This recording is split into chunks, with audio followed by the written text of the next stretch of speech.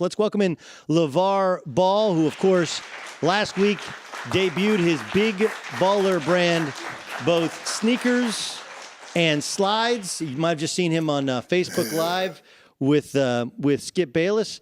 How did you? Everyone who has known that I was going to sit down with you, or you're going to sit down with us, asked me, how did you come upon the price of $495? That's what I feel the shoe's worth. And like I said, a lot of these players, I bet you they was never in the room when the price point was adjusted. See, Nike and everybody just throws the shoe out. My son is the one who had the creativity on the shoe. So what's good about that is that's how much we feel the shoe is worth. So when you say creativity, like he had pencil and paper, or was it like the Nike ID stuff? He was always creating stuff? You don't need a pencil and paper if you got it in your mind. That's how you create it in your mind. Yeah, but eventually you have to. Somebody has to put pen to paper, right? Somebody has to draw it out. Somebody has to put pen to paper, but only on the ideas of my son. Who's going to let a 19-year-old go ahead and develop his own shoe? Nobody is. So when he saw the that's a prototype, right? That you guys. When he saw the prototype, was it like he saw it in his mind? It was all to his specifications. Zoe created that whole shoe. He has to wear it. He has to perform in it. He knows what he likes. So I had no creativity in that shoe whatsoever. And all I care about is making sure my son likes a shoe that he likes and not something that somebody just thrown to him and say, hey, endorse this. You doing all the running and jumping and you sitting back collecting the money. Has he worn them to play in yet? Yes, Lonzo has done some things in them, but we have some other things we got to take care of. You know, because you can't go on a first run and just be like, okay, there's going to be some problem somewhere where he might I need some more cushion right here, or I need this tighter right here. All right, LaVar Ball joining us here in the herd. Doug Gottlieb filling in for Colin.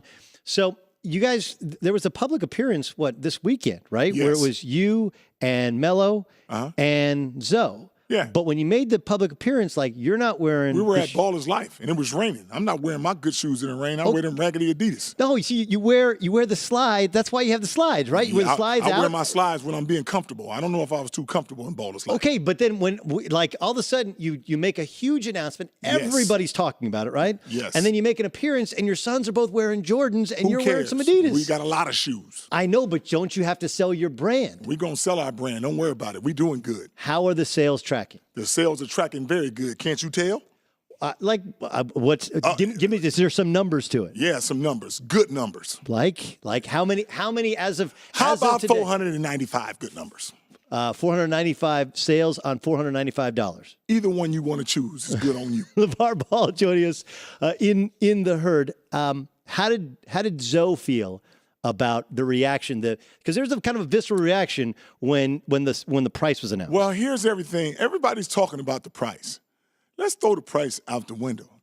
Here's what it is. It's a symbolic shoe, and that comes with a price. You don't just go to the store and say, hey, let me get a Kyrie Irving, let me get a LeBron James, let me get a KD. And oh, by the way, throw in a Lonzo Ball, ZO2.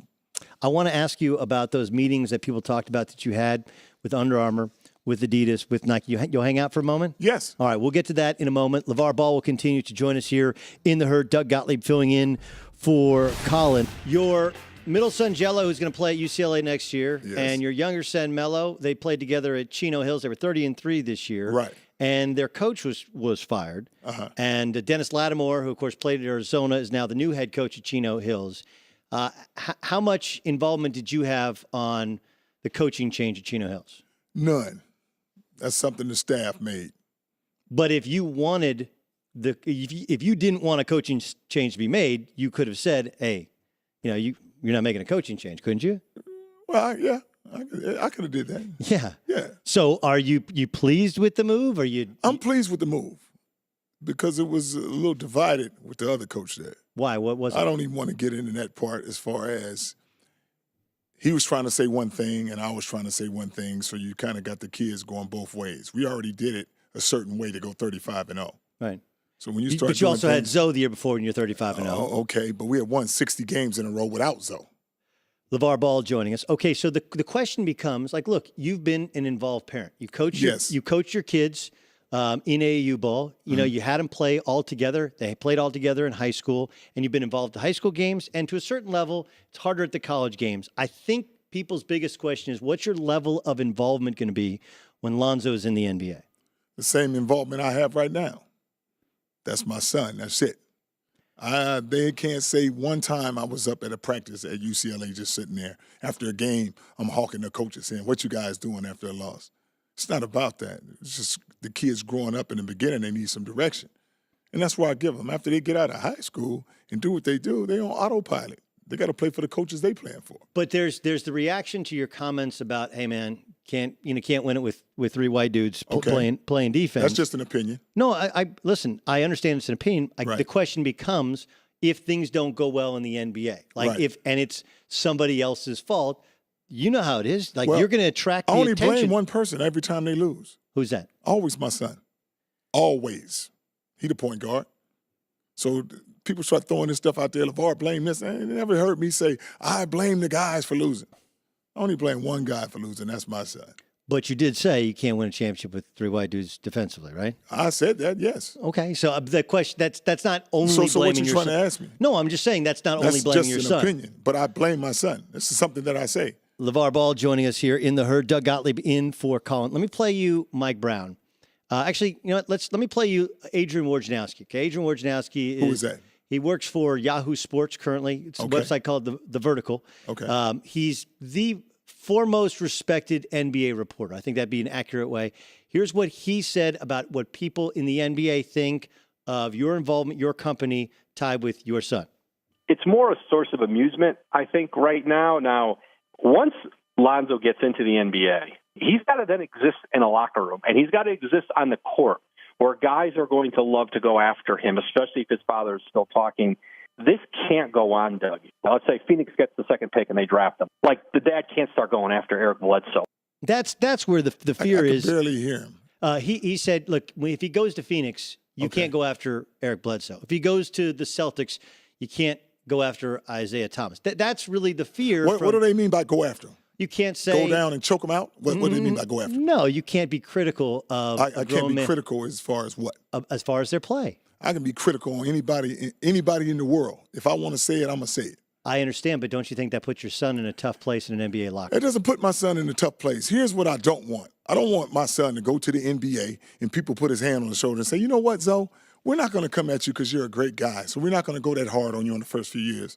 I want everybody to come at him. It's the competitiveness. No. I don't think anybody. But that's what I'm saying. Everybody's going to come at your son regardless. If you're worried about what I'm saying on the outside instead of playing my son on the court, you got the wrong thing going. I don't think it's worried about people coming out. I've told people, like, look, Lonzo Ball's a big enough name that guys are going to come at him anyway. But I'm talking about your teammates, though. Why would the teammates come after Zoe?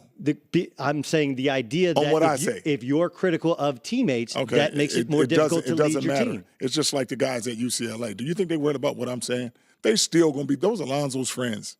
And those are all good guys. But if I have opinion of something, I'm going to state it. Can't nobody stop me from doing it. If you don't like it, fine. If you like it, fine. If you take it personal, stop wearing your feelings on your sleeve.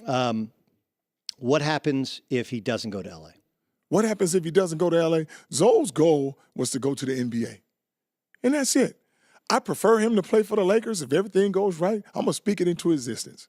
I would prefer him to play for the Lakers. We all make comparisons in players. Yes. I've said Jason Kidd. Right.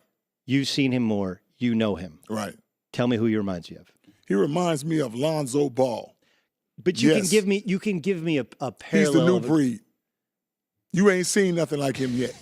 That's what I'm saying. Y'all try to compare him to everybody. You say Jason Kidd. Jason Kidd 6'4", my boy 6'7". My boy can jump. He can jump a little bit. Jason Kidd could jump a little bit. He can jump a little bit. He can't jump like Zoe. Big, powerful. Yes. He's powerful. Lonzo longer, block more shots. I would agree with that. So it's different. You know, people try to say he's like this guy. He's a little bit of every little player. He's not around yet. You ain't seen that guy. He's a better shooter. He is a better stance shooter. There's the question about whether or not you can shoot the way in which he shoots in the NBA. Been talking about Zoe shooting like that. As long as that ball go in, we don't care if you wrap it around your back 2 times and kick it up with your foot. I actually think Trae Young did that. The wrap around the back is the Trae Young shot. It was fun to have you in studio. We really appreciate you doing it. Can't wait to see the sales numbers on the Big Baller brand ties, which of course he's promoting already.